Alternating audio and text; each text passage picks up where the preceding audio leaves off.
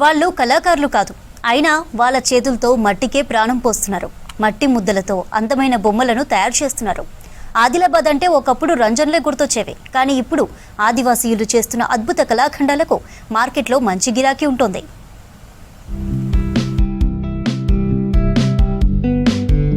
ఆదిలాబాద్ జిల్లా ఆదివాసీ మహిళలు రూట్ మార్చారు. ఒకప్పుడు మట్టితో రంజన్లు తయారు చేయటమే తెలిసిన ఆ చేతులు ఇప్పుడు అద్భుతాలు సృష్టిస్తున్నాయి.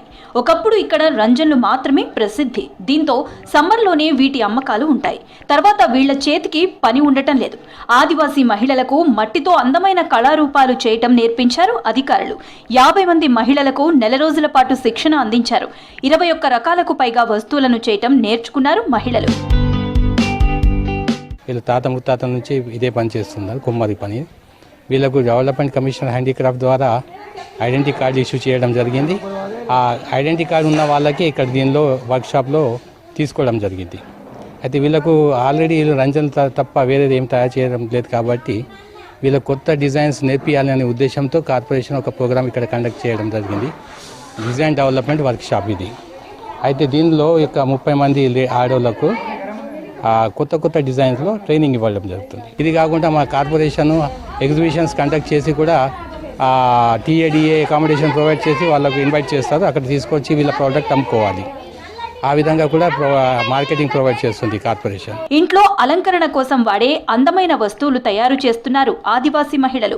చాయ్ కప్పుల నుంచి అవి అందించే ప్లేట్లు కూడా మట్టితో తయారు చేశారు. దానికి రంగులు అద్దారు. పెన్ స్టాండ్, కిడ్డీ బ్యాంక్, కొంగలు, పులులు, గొర్రె బొమ్మలు తయారు చేశారు. మార్కెట్లో గిరాకీ కూడా బాగుంటోందని తెలిపారు. మరింతగా మార్కెట్ సదుపాయం కల్పించారని కోరుతున్నారు మహిళలు. అన్ని విధంగా నేర్పుతున్నారు మేడం సారు. అంటే మంచిగా అనిపిస్తుంది మాకు కూడా. రంజన్ల కంటే ఇవే చేసుకోవాలా, కూర్చున్న చాలా మంచిగా ఉన్నది. 150 రూపాయలు రంజన్ పోతే ఇది చిన్న వస్తాయి కానీ 200, 150, 300కు పోతాయి అని చెప్పిండు సారు. చేసుకోండి అంటున్నాను. మంచిగానే ఉంది. ఎందుకంటే మాది కుండలు రంజన్లు చేస్తాం కానీ 3 నెలలే. ఇది ఎప్పుడు చేసుకోవచ్చు అన్నట్టుగా. మనకి ఇళ్ళల్లో ఉండేది చేను పనికి పోతాము. 3 నెలల పని చేసి చేను పనికి పోతాం. అయితే చేను పనికి పోయే బదులు ఇది వేసుకోవచ్చు ఇంట్లో. మా సార్ మేడం అక్కడి నుంచి వచ్చి మాకు మంచి పని నేర్పిండ్లు.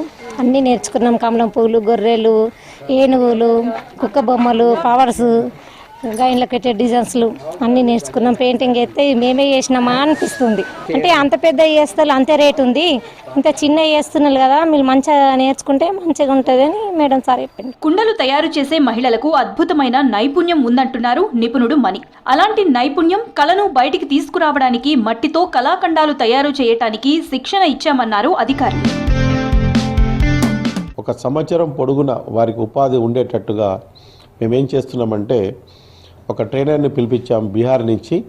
అతను వచ్చి ఇక్కడనే ఉండి వారికి home decorative items, commercial decorative items చేస్తూ ఉన్నాడు. టైల్స్ కింద ప్రతి ఇంటిలో మంచి అలంకారమైన వస్తువులన్నీ చేసుకోవచ్చు. అలాగే ట్రైనింగ్ శిక్షణ తీసుకున్న వాళ్ళల్లో చదువుకున్న వాళ్ళు ఉంటే వారికి పిఎంఈజీపీ కింద 2 లక్షల లోన్ కూడా ఇస్తాము. ఈ మట్టితో చేసే ఆకృతులన్నీ కూడా పర్యావరణానికి చాలా హితమైనవి కనుక మన జిల్లా ప్రజలందరికీ నేను కోరుకునేది ఏమంటే వీరు చేసిన డెకరేటివ్ ఐటమ్స్ను ఒకసారి వచ్చి చూడండి. చూసి మీరు ఖరీదు చేసి మీ ఇంట్లో పెట్టుకోండి.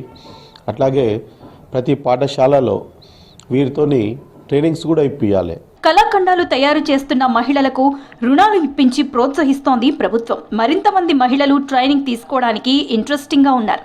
వీళ్లు చేసే ప్రోడక్ట్స్కి మార్కెటింగ్ సౌకర్యం కల్పిస్తే తమకు ప్రయోజనం చేకూరుతుందని కోరుతున్నారు మహిళలు.